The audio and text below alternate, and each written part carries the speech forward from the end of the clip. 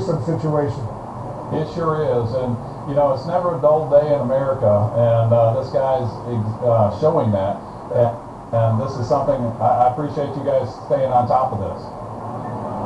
But it sort of underscores, you know, his comments yesterday were clearly awkward at a minimum, and the Secret Service took it seriously. They had some conversations with the Trump campaign. It underscores you got to be really precise. You got to be really careful what you're saying when you're running for president of the United States. I assume you agree. Well, I have learned that when you have a national title or you're elected to a higher office, that your megaphone's a lot bigger and it's a lot louder. And yes, you do have to parse your words a little more carefully. But again, if we go back to what he said, it was a call to action to show up at the voting booth to make sure that Hillary Clinton is not there to appoint the next Supreme Court justices. And then also, you know, the other thing is 74% of the American people agree that the country is in the wrong direction. Donald Trump is the one to lead us back on the right course. Hillary Clinton will be an extension of the Obama administration. And so I agree with you. We have to be careful in what we say and how we say it, because we know what we say, but a lot of times we don't know what the American people or anybody hears after we say it. Yeah. Right, and there are fringe elements out there who can do crazy, very dangerous things, thinking this is what a presidential candidate might want them to do. Congressman, stand by for a moment. Shimon Peres, our producer, is getting new information. Looks like this might be coming to an end. Shimon, what are you hearing? Well, they're certainly hoping the NYPD is. I mean, what you're seeing there right now is they basically have decided they're negotiating with him. That's what's going on there. They basically have given him a hook. There's like a sort of a thing with a hook on there that they're trying to get him to latch onto so that they can grab him and pull him in.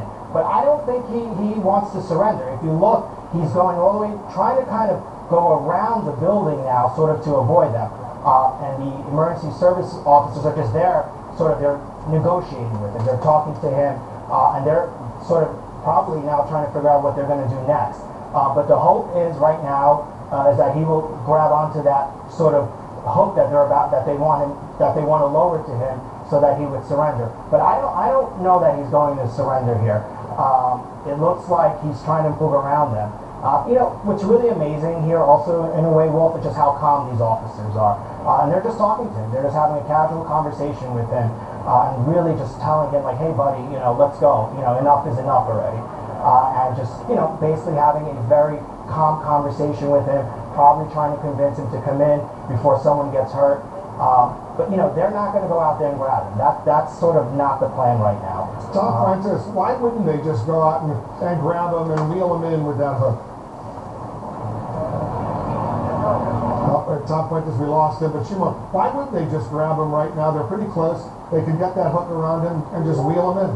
I mean, it seems that way, but I will tell you, Wolf, it's pretty dangerous, right? I mean, if something goes wrong, they certainly don't want to be responsible for him basically dying. He falls, they don't want that on on them. If he decides to sort of let go and jump and do whatever, that's on him. But the point here is to end this safely and to just keep talking to him and to try and convince him to come in. But they're not going to force themselves on him. They're not going to, you know, sort of go out there and kind of, you know, push him in. Wolf, that's just not how they operate. And you see how close they are. They're almost within touching distance. Yeah, they can clearly grab him and try to get him in there. Look at that hook. You can see that it looks like they're trying to grab him with the hook, and he's resisting. Well, maybe not. He's still moving, but he's got limited options right now, this individual named Steve. Bryn Gingras is on the sidewalk below Trump Tower, 5th Avenue, near 57th Street in New York. Bryn, what are you seeing from your vantage point? What are you hearing? Well, we're a little bit further back now, and we are now seeing him get a little bit closer to that 21st floor, Wolf, where police hostage negotiation teams continue to talk to him. Again, identified as a man named Steve from Virginia. And we also know on that first ledge of Trump Tower, there are one of those inflatable devices, as well as on the ground here on 56th Street between Madison and 5th Avenue here in New York. So as he's getting closer Bryn, hold on for 1 moment. Bryn, Shimon is getting more information. What else are you learning, Shimon? So I just wanted to share something that a source just told me about how what they're doing now basically, they're continuing to talk to him. They're continuing to sort of negotiate with him, asking him what he wants, asking him like, do you want to come in? What is your plan? And he's really not telling them much, except that he really wants to go to the top of the building. So as you can see, he's really, really close to them. They're not grabbing him right now. The other thing I wanted to share with you is that they have they took a photo of him. They have a pretty excellent photo. Here we go. So now it seems like the police have, well, at least they were trying to grab him. They're now asking him to sort of move to the right. But this is how they operate. This is what they do in these kinds of situations. Certainly during when they're dealing with people who are suicidal and are on bridges or on sort of buildings. But here we go. They got him right now. Looks like they're grabbing him. Let's just watch. Wow. Well, there you go. All right, he's inside.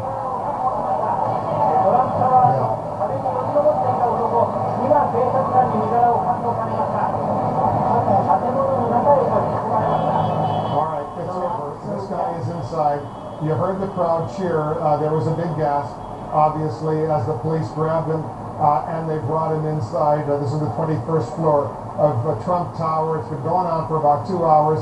This individual from Virginia named Steve, he announced on a YouTube video yesterday he was going to do this. He did it seeking publicity, presumably. We have no idea if he had any political motives or anything like that.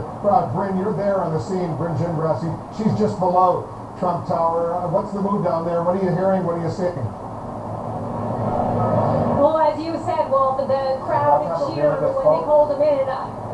Sort of gasped even a little bit, making sure that he actually got inside of that window. And now there's a number of police officers pushing the crowds away from this area. Obviously now this has become a somewhat cleared situation as far as the crowds are concerned.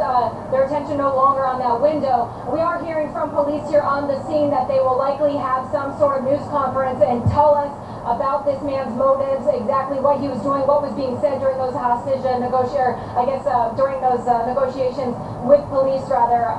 So that's what we're waiting for, is getting word on when that will start, just to learn a little bit more information about what this man was doing. And Shimon, these are NYPD special operatives, is that right? Well, they're called the Emergency Service Unit. I mean, the training that they go through is just incredible. And this is what they do, right? This is sort of their job. Their job is to sort of deal with these kind of what they call high-angle rescues. And they're also trained negotiators. This is sort of what they do. This happens a lot in New York City. And so, yeah, they're with the Emergency Service Unit. They climb bridges, they climb buildings.